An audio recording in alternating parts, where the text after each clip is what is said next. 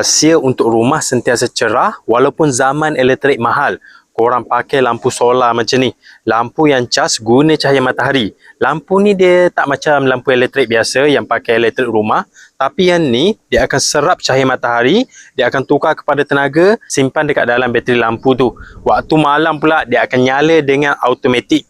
Bila detect je tak ada matahari, gelap, dia akan terus nyala dengan sendiri. Jadi bila malam je, korang tak payah nak risau untuk buka tutup dia punya switch. Lampu ni dia akan nyala dengan sendiri guys. Yang ni kelebihan bila pakai lampu solar. Bila waktu tengah hari macam ni, waktu terik macam ni, memang ngam untuk lampu solar macam ni. Dia akan terus cas. Kalau yang model ni harga dia mampu milik tau. Model ni design yang paling basic.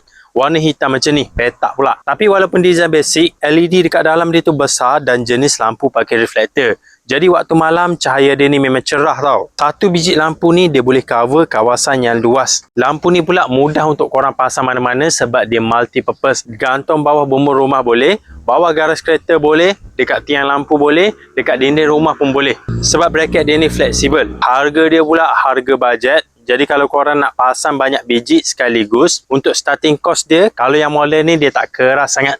Jadi kalau korang nak cari lampu solar, check yang model ni guys. Yang ni memang baloi. Korang boleh jimat bila pakai lampu solar macam ni.